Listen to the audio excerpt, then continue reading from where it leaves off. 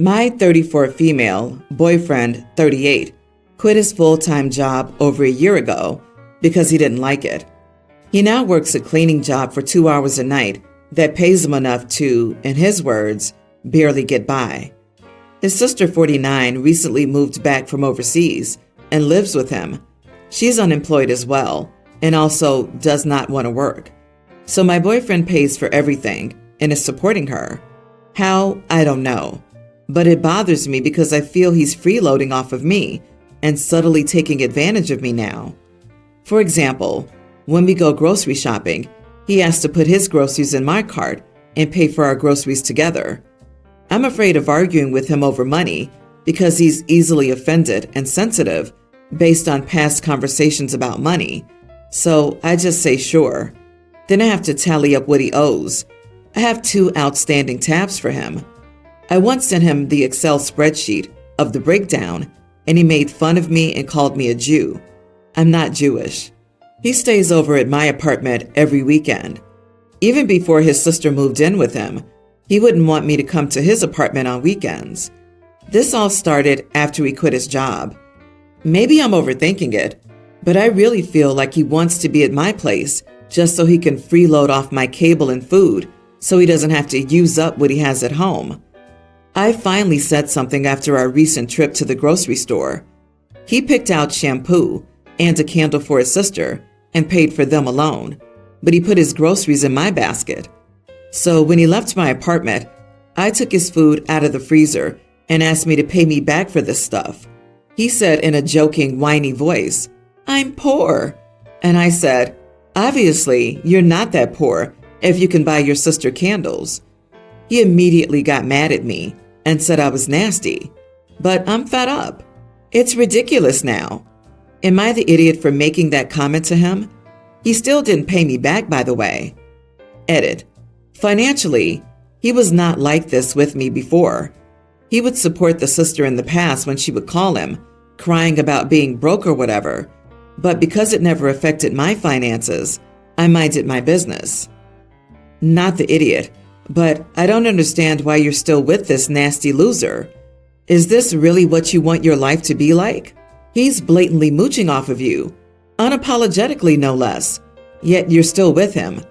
I'm afraid of getting into an argument with him over money because he's easily offended and sensitive. What the heck, girl? It's your money. Why are you not establishing and maintaining boundaries? Are you a masochist? Are you so insecure that you think you can't find a better man? No relationship is 100% better than existing in a dysfunctional relationship that wears you and your bank account down. Exactly. As I read this, I wondered how OP finds this person attractive. So many red flags. So many. This relationship has no future without pulling their weight and deep communication. The answer isn't always breaking up, but in this case, run. This person doesn't want a partner. They want a mommy for him and his sister. Or are we 100% that it's actually his sister? Are we absolutely sure he actually does not work? Red flag gas that he doesn't want OP in his place. This could all be way worse. Oh dear, this might be so true. I didn't think of it, but I'm afraid you're right. I wanted to see if someone else said it first. Not wanting OP at his place, staying over on weekends, and buying his sister gifts, the shampoo and the candle. That sounds more like a girlfriend or a wife to me. If she's not going to his place regularly, it's because there's something to hide there. When she's been at his, it's probably when the wife was on vacation or work trips or visiting family. OP, wake up. He's not living with his sister. It's his wife or ex, and you're the side piece. That's why you're never over to his place. Instead, you're buying his stuff so he doesn't have money go missing that his wife will discover. You need to drop him like the lump of lead he is. Context. My brother and sister-in-law had a series of miscarriages before they had my niece, Ava, and nephew, Liam, toddler twins via IVF. As a result, my whole family, especially my sister-in-law, makes a big deal out of the twins, calling them rainbow babies and showering them with attention and affection, almost excluding the other grandkids. I've never really been as involved with this, mostly because I live across the country. Anyway, I'm getting married soon. I'm so excited, and my fiance and I have been diving into wedding planning. My fiance and I recently had a conversation about the flower girl and ring bearer. I brought up the idea of having our dog Mika and our cat Tibby fill the roles. Understand, Mika and Tibby are like children to us. They helped me through my deepest depression. I honestly think I wouldn't be here anymore if I didn't have to stick around to take care of them. They kept my fiance company when he was going through chemo, and I had to work double the hours to put food on the table. We love them to bits and consider them family. My fiance thought it was a great idea, so that's what we decided to do. Anyway, I casually brought it up at a family get-together, and my sister-in-law took me aside later and asked why we gave Ava and Liam's roles to our animals. I was confused, and she explained that since Ava and Liam were her miracle rainbow babies, obviously they should be the flower girl and ring bearer. She said it would be good for the family for the twins to be in the wedding, and that it's against tradition to have animals in the wedding. She asked me to reconsider and showed me a picture of Ava in a flower girl dress to show me how cute it would be. I told her that I wouldn't make any decisions without my fiance's input. Then I changed the subject. I talked to my fiance about it, and he said he'd be fine with Ava and Liam taking the roles, but prefer our animals. I agreed that I would prefer our animals. However, I'm wondering if maybe having our animals at the wedding would offend the family or go against tradition. Honestly, I'm fairly sure we'd not be doing anything wrong, but my mind has been spinning lately. Those kids are their miracle babies, not yours. Your fur babies are your babies, so not the idiot. I mean, she already had a photo of the daughter in a flower girl dress. Was she already a flower girl at another wedding? Or is the family taking her flower girl dress shopping? Clearly, sister-in-law wants her kids, and essentially, sister-in-law, to be the center of attention throughout the wedding, planning, and event. And sounds like sister-in-law is trying to make it the kids' whole personalities as well. How often do you think those children have heard about the miracle of their existence and how they're special and important and so amazing? It's one thing to show your child unconditional love, but it seems like it'll be the "my child can do no wrong" type of situation. Despite not being a flower girl, I bet the sister-in-law will also have the daughter in the flower girl dress. OP, please also consider if your pets will enjoy that experience or if it'll be stressful and annoying. If they're going to like it, then by all means go ahead. That's really the only question that matters. Make it a day to remember. Don't let people second guess. Remember that your sister-in-law will kick up a fuss and most likely drag your family into it. I, 28 female, have a toddler son. My brother Tommy, 25, has been dating Gianna, 22 female, for a few months now. She is a little judgmental, not of me, but in general. She babysits other children and constantly judges the parents. She says she'd never let her kids act the way these kids do. Sometimes it makes sense and I agree. Others, she claims that her future kids will never, ever throw a tantrum. They'll accept no the first time, the only time. I've told her good luck with that when it comes to toddlers. My son is learning no and has appropriate consequences for tantrums, but he's learning. It'll happen. It's also important to note that Gia's infertile. She can't have kids without medical intervention or adoption. Saturday night, we went out for my dad's birthday dinner. Unfortunately, I messed up and didn't prepare my toddler well enough. He got overstimulated and began melting down. I quickly took him out of the restaurant to calm him down before he could cause a scene. It took 5 minutes, and we returned. He got food and was all good. Gianna started, "My future kids will never act like that in a restaurant." I ignored her. The next day, Tommy, my parents, my son, and Gianna went to the mall for an event they were having. My son was playing in a structure, and I had my eyes on him. My mom asked me a question, and I turned to answer her. When I turned back, he was gone. Panic set in, and my parents, Tommy, and some people nearby began helping me look. It only took a few minutes to find him, and he was perfectly fine. He had seen a pretzel cart and wandered off. I was still pretty worked up, holding on to him for dear life. He had never wandered off before. My mom reassured me, saying it happened to her with both kids. Then I hear Gianna say, "Why weren't you watching him?" I tried ignoring her. Then she said, "I would have never let him wander off." I was already so worked up and upset. I snapped and said, "It's easy being a perfect parent when you don't have kids. Come back to me when you do." Gianna got visibly upset. She then made Tommy take her home. Tommy and Gianna have both texted me, telling me how insensitive that is since she can't have kids. To me, she talks about having kids all the time. So why is it different for me to say it? Am I the idiot? Not the idiot. You weren't referring to her inability to have biological children. You were referring to her inability to keep her yap shut. She's just embarrassed because you called her out and is trying to throw it back on you. Yeah, she's crazy pants to think her kids will be perfect. It's pretty easy to say you'd never do something when you don't have kids. Kids aren't accessories. They're individual human beings who can and will react differently. I'm sorry for Gianna's infertility struggles. Still, she can't keep poking at you with a pointy stick and expect you not to eventually snap. Last Sunday, Mother's Day, we had a family lunch at my house. My sister-in-law wanted to have it somewhere else because of the distance, but I'm pregnant, and wrangling my son right now is hard on me, so everyone else has said it would be at my place. They arrived late, which was not a big deal because it wasn't an overly complicated meal anyway. My husband and dad cooked, while my mom and I sat in the living room with cheese and fruit, alas, no wine, and played with my son.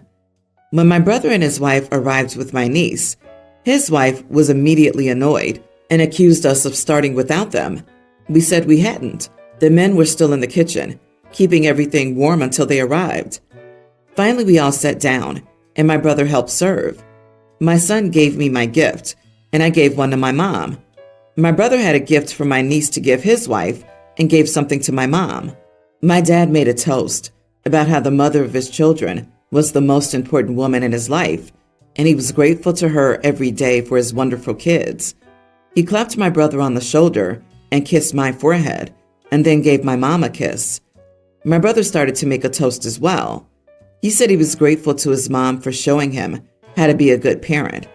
My sister-in-law then cut him off and said she wasn't going to be disrespected on Mother's Day, and that if this was going to be an extended fawning over our mother, they should leave.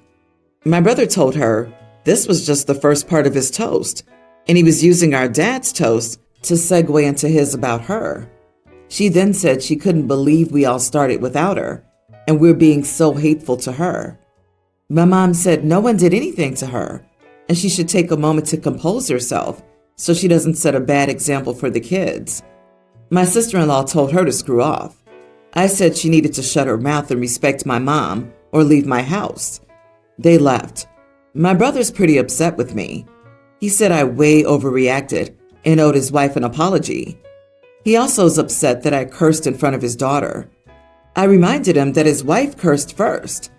He said my responsibility was to be the bigger person and set the right example at my house. He also said this never would have happened if the lunch wasn't at my house. It's been a week since I talked to my brother. I don't want my family to be fractured and will probably just apologize. But was I actually the idiot? Not the idiot. OP, your sister-in-law sounds like she didn't want to be there. She just wanted to be the center of attention. Hence, she arrived late. Sounds like she wanted to start a fight just to make herself look better. She came to your house and was disrespectful. You gave her an alternative, and she wanted to leave. She owes you and your mother an apology. Exactly this. She likely didn't want to go in the first place. You should ask your brother if he pressured her into coming, because if he did, that already set the tone for failure.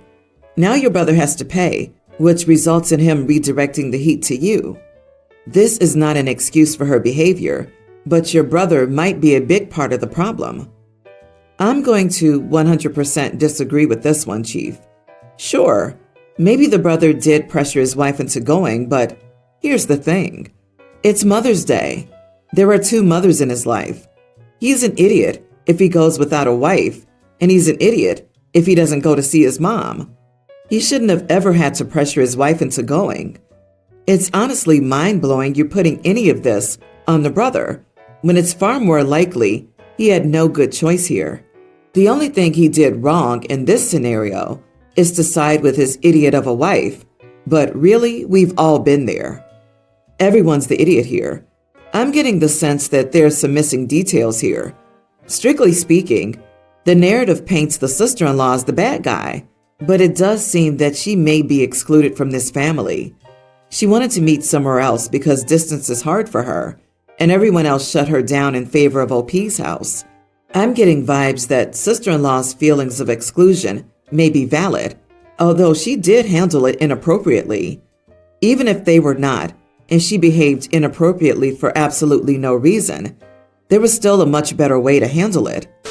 I, 38 female, work at a tech company where my boss, 29 female, is actually younger than me. She was promoted to senior engineer and manager relatively quickly due to her strong working relationship with the former manager.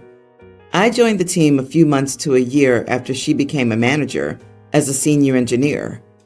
The team comprises young people, including my boss and 3 male engineers in their late 20s or early 30s. We have daily meetings where my boss and other team members share personal information about their weekend activities, including going to bars and bottomless brunches, and they often use profanity. I find this unprofessional. During a recent one-on-one meeting, my boss asked me if I had anything to discuss. I told her that her brazen talk about her party life made me uncomfortable, and that it wasn't a good look for a young woman in tech who had risen through the ranks quickly. She apologized and said she'd create a more comfortable environment during meetings. I asked her if she really goes out that much during the weekends. She told me that she and her fiance live in LA and don't have many responsibilities besides wedding planning and their dogs, so they enjoy going out and exploring the city. I advised her to focus on more meaningful things instead of running around town drinking. I asked her what her fiance's parents thought of her lifestyle. She thanked me for the advice, but didn't answer my question, and immediately changed the topic to work. The next day, her boss put a meeting on my calendar and told me that my behavior was inappropriate and that I couldn't make team members uncomfortable. Apparently, she had ran to him and snitched on me.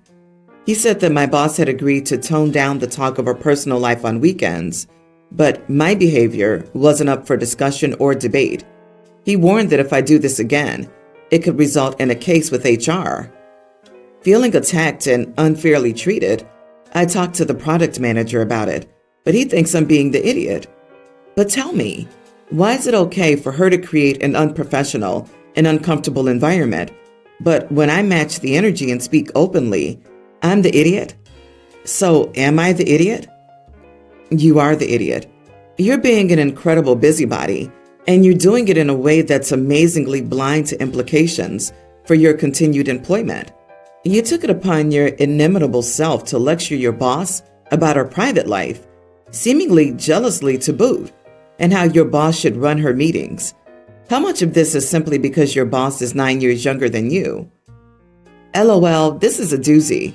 What makes OP think she has the right or the authority to lecture anyone, let alone her boss, on her personal life? Who asked for OP's opinion?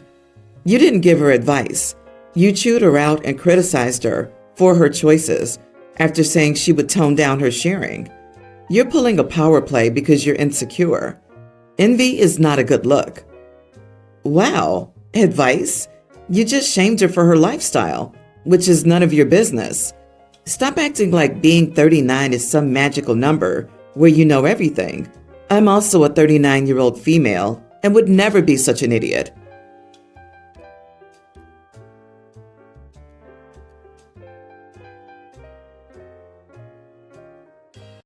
My male 34 friend, Chantel, female 25, is pregnant. She only found that out recently. Unfortunately, she found herself being evicted due to rent arrears and has nowhere to go, and the local council won't help her because they claim it's her fault because she refused to pay the landlord. I moved in with my girlfriend a month ago. Evelyn, my girlfriend, female 31, owns her flat. It's got a bedroom, a sitting room, and her home office. I work physically, so I don't need a home office, but she's a translator. She translates books and primarily works from home. When I found out Chantel needed a place to stay, I asked Evelyn, but she refused, claiming she needed her office. I gave her a few days hoping that she'd understand the difficult position Chantel is in, but she wouldn't budge. So I approached her again, telling her she could work from our bedroom or anywhere, but it's cruel to leave a pregnant young woman alone.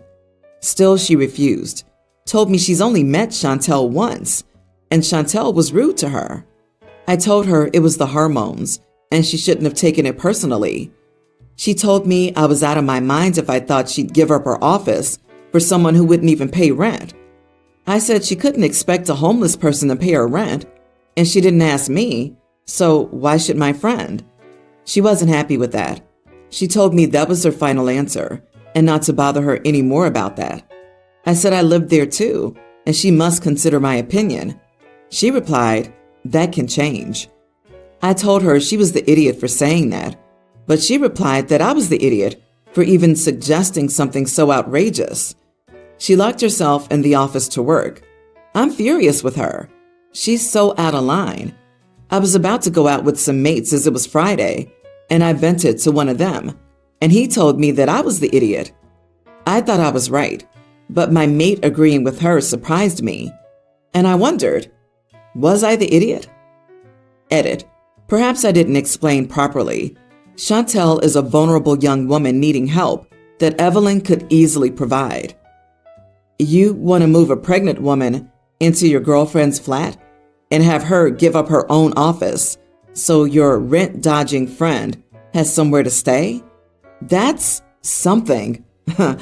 That's about as absurd an idea as I've heard today. You are the idiot. Is the baby yours? Yeah, I'm like, dude is nuking his current relationship. At least the baby better be his. Otherwise, this man is literally destroying his relationship over something that's absolutely none of his business. Dude, it's been a month since you moved in, and you're trying to take over and move in your pregnant, possible side chick who's made herself homeless by refusing to pay rent, and whose only interaction with the person who owns the property has been to be rude to them. You should break up with your girlfriend because she would be better off without you. And they'll be living with a newborn. Even in the best of circumstances, that is not a fun thing. They'll probably expect her to be a second mommy and an ATM and help with changing, feedings, etc. I was also a bit curious about a friendship between OP, 34, and Chantel, 25. How are you guys friends with such a huge age gap? I hope your girlfriend realizes how pathetic you really are and kicks you out. A grown man moving into your girlfriend's flat? Seems like she's already taking on one bum who doesn't pay rent. You're forcing her to take on another one. You're delusional. You don't understand it. OP's a good guy. Get your own place and let Chantel move in there. Then you can help her get back on her feet. Since you seem to be such a nice and caring guy, maybe buy an old building and turn it into a homeless shelter.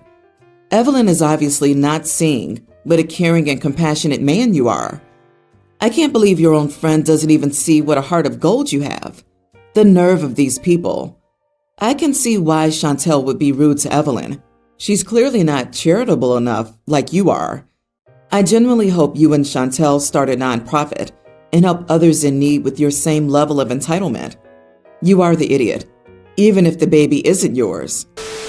I, female 28, am my brother's teen guardian due to crappy family circumstances.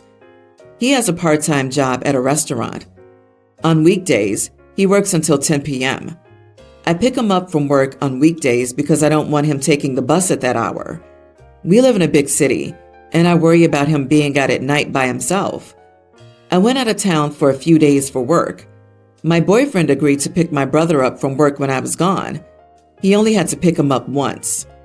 When I got back, I found out that he didn't do it.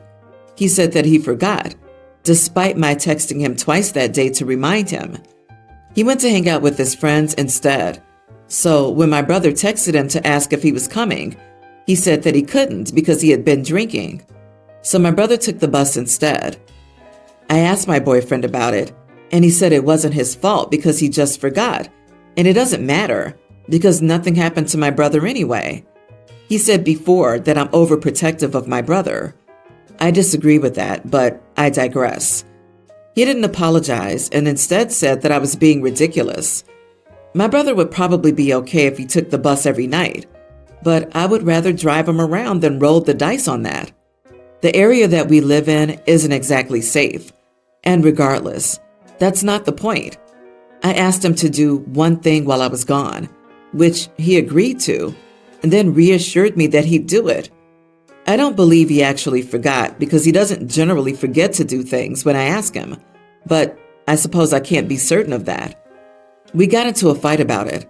He said that I was being irrational, but I don't feel like I was wrong for being upset with him. Not the idiot. He said he would do it, and then he didn't do it. You even reminded him to pick your brother up, and he still didn't do it. In my country, we used to say, your word must be as straight as a line. He showed you he couldn't be trusted. Trust that. This. OP, you just learned that you can't rely on your boyfriend for something involving the literal safety of your brother. What if he had been mugged or hurt, or worse? I'm leaning toward boyfriend doing this all on purpose to prove to OP that nothing bad will happen and she's being overprotective. And she should listen to him and everything will be fine. OP, you'll probably always be taking on a parental role with your brother, and now you know you can't trust your partner with him.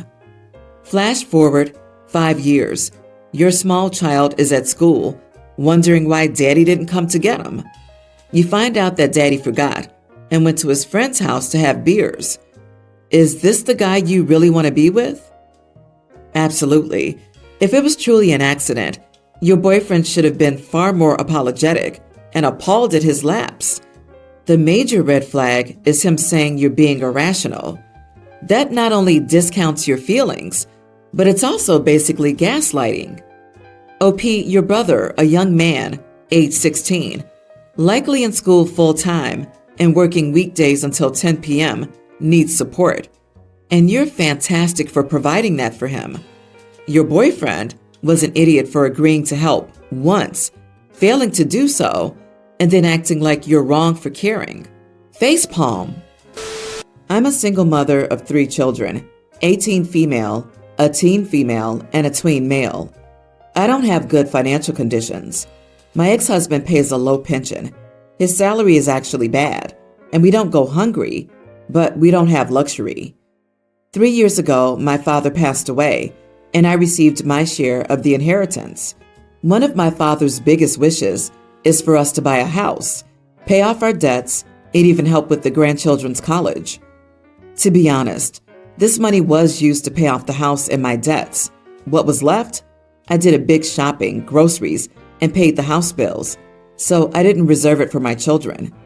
It was a difficult decision, but we went from being in debt to living paycheck to paycheck. Not ideal, but much better. Since they were young, I told my children that if they wanted to go to college, I couldn't help them if they decided to go to college outside the city, and that they'd have to work for it. Still, if they stayed in the city, they wouldn't need it so much because they'd live at home. My oldest daughter got into a great college and is looking for jobs in the city, as well as cheap housing and government subsidies for living expenses. An important context: my brother's doing well financially. We don't get along well for random reasons, but our kids are friends. He has a son the same age as mine.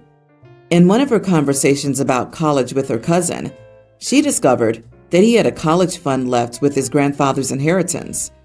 I never mentioned to my children that it was my father's desire to help his grandchildren, as it was up to us whether we did that. My daughter, when she found out, said that I could have saved the money for the children and they wouldn't have this difficulty in college, in addition to needing government help or having planned better financially, but that it was selfish to have ignored a grandfather's desire to pay for my things, unlike my brother, who prioritized his son. This hurt me a lot, as it was a necessary decision, but I told her that I did what was necessary to keep food on the table, and she needed to understand our situation better, instead of coming to complain to me about decisions that are solely mine and not hers about this money. We're not on good terms. She still thinks I made a selfish decision. Am I the idiot? Edit. The debts are credit card expenses because I was unemployed then, and I used up my cards for months to have food at home and pay the mortgage so we wouldn't be homeless. And the big groceries purchase was because we needed it after months of having the bare minimum at home. But 90% went to pay for the house. These wishes of my father's were never written in a will, only what the division would be. But he always told his children how he would like us to spend it. So it was $120K. $110K went to the home, paid it all off. $8K for my debts, and $2K for groceries and paying bills. If it was of the utmost importance that the money go to your kids' education, he could have set it up that way in his will. He didn't, and left everything to you instead. Not the idiot. It's not like you're using the money for vacations instead of funding their education. Also, you have minor children in the home currently. Housing and food take precedence over post-secondary education. I've also seen how parents and grandparents leave what they think are life-changing amounts of money to people, but it barely covers anything. The fact is, there was an extra, and by not being evicted and homeless, it did help your kids out. It just couldn't stretch to have any college funds after. Exactly. How are you supposed to pay for kids' college if you're homeless? College is, unfortunately, a luxury. But you really should have sat your kids down at the time and shared the details of Grandpa's desires, that he had 3 wishes, and unfortunately, it wasn't going to be enough to cover their college. Could your daughter also be hurt that you didn't tell her back then when you got this info? And finding out from her cousin made her feel like you lied to her. For not being forthcoming, you are the idiot. I gave birth to my and my husband's son last year, and we named him Keen. The name was not popular among my husband's family. They have a long tradition of juniors. My husband, his dad, his grandpa, great-grandpa, and great-great-grandpa all have the same first and middle name. We broke from tradition with our son, with my husband's strong encouragement and support. Nobody really said much when he was born. We did notice some looks from his mom and sister especially, but as long as they weren't telling us to change it, then it's whatever. About a month and a half ago, they started to call my son Malcolm and Junior. Junior didn't bother me, but my husband spoke up when it was Malcolm and Mal and Malcolm Jr. They said it was just a little fun thing, that he was the first grandson and the first in generations not to get the name.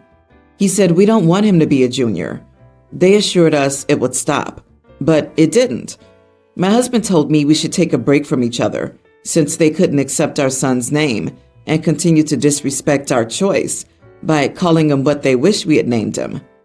Sister-in-law sent me a Facebook message not long after saying it was a dumb name and we ruined our son's life by naming him after a band, especially a band that nobody his age will have heard of. I responded that she was entitled to her opinion, and it was a good thing she didn't need to be around us when she felt that way. Then both my mother-in-law and sister-in-law showed up at my home while my husband was at work. I answered the door, and they said we were over the top, over a name, and what was the harm in them calling our son the name he should have been given? I told them there was no name he should have been given, that we gave him a name we loved and felt would serve him well, and that the name was not my husband's name, that he's not another junior, and they should learn to accept that.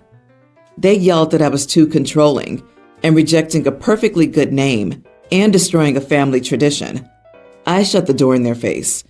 They called my husband's work line and said I was rude to them and super controlling. He told me to ignore them. But I wonder if I should have left this whole thing alone with them. Am I the idiot? Not the idiot. Screw that nonsense. Start calling them Beryl and Linda just because that's what you prefer. Unless you're in a royal dynasty, traditionally, when the oldest living Malcolm dies, all the suffixes go back down one. So Malcolm Jr. becomes Malcolm, third becomes Junior, etc. Only living people are traditionally included in the order. In my family, we have this fun tradition where every child gets their own name, chosen by the parents. I just couldn't break with tradition. Holy smokes! If sister-in-law is so set that a boy needs to be called Malcolm Jr., she can have one of her own. Your child's name is none of their business, and their refusing to call him by his name is petty and controlling. Hubby needs to tell them off, not just for that, but also for trying to corner you at your home and attempting to start stuff between the two of you by calling him. This reminds me of my mom's family when naming my sister. There had been a Winifred in my mom's family for generations, and my Aunt Winnie told my mom she should call my sister Winifred to keep it going. My mom told her to name her daughter if she wanted to keep it going, but no way was my mom doing it. As sixth in line of 7 with the same name, sorry, your husband's family are such jerks. Nicknames are one thing, but these people are going to an extreme. Honestly, I wouldn't be able to see these people again without a huge apology and a change of behavior. Like they showed up at your house to yell at you about you being mad at them for doing something they shouldn't be doing. Nope, nope, nope. You know how you can keep them from calling your kid Junior? Keep the kid away from them. Problem solved. You need to stop responding. Get a doorbell camera so you can see who's outside. Don't answer their text or calls. Your husband has put up a boundary with his family. Let him deal with their craziness. My wife and I recently had a son, and we named him Alec. My sister was the only person who asked, why Alec and not Alex? And we said we liked Alec a little more. She argued that it was a dumb choice when everyone would call him Alex. I told her, so far, she was the only one who had, and that maybe it's her that needs to listen better or respect people's names more. She sulked for a few days and then told me that Alec is a dumb name. She doesn't like it, and she doesn't think we should have chosen it for our son. And if we have to stay close to it, we should just correct the spelling to Alex, or just take her opinion of the name on board and change it. I waited until she was finished, and I told her that her opinion on Alex's name is useless to my wife and me, and she should kindly not keep sharing it or try overwhelming my wife with it, who's developed pretty serious postpartum anxiety. My sister did not respond well to what I said and took more offense to the part about her opinion being useless to us. She said that the family should always be able to share their opinion. I told her maybe about some things, but only some things, especially when the topic is nothing to do with you. Our parents think I should have spoken to her more kindly and been less harsh about her opinion. Clearly, my sister also thinks that, and she's still cranky with me. Am I the idiot? Oh no, Papa, not the idiot times 1,000. Your sister was way out of bounds. You sticking up for your family sets a good precedence here. You did well. Let Sissy get cranky. If her name lends itself to it, you can call her by a name that is like, but different from the real name. Say Marie instead of Maria, or Witchy instead of, you get the idea. If she complains, tell her you like your alternative version better. And what's the big deal? Some gentle sibling ribbing here might bring home the point. I wonder though, maybe the name has a special meaning to her, like maybe an ex who cheated or something like that. Also, she voiced her opinion. Once was enough. However, what she did later isn't voicing an opinion. It's imposing that opinion and actively trying to control someone's actions. So that opinion will be honored? OP's way more generous with his patients than I am. I would match her energy and let her know how stupid she was for her unsolicited comments and how even more ridiculous she was for insulting a newborn for his name, and how ridiculously stupid of her to double down. Honestly, If I were OP, I'd go no contact with the sister until she can say that baby's name correctly.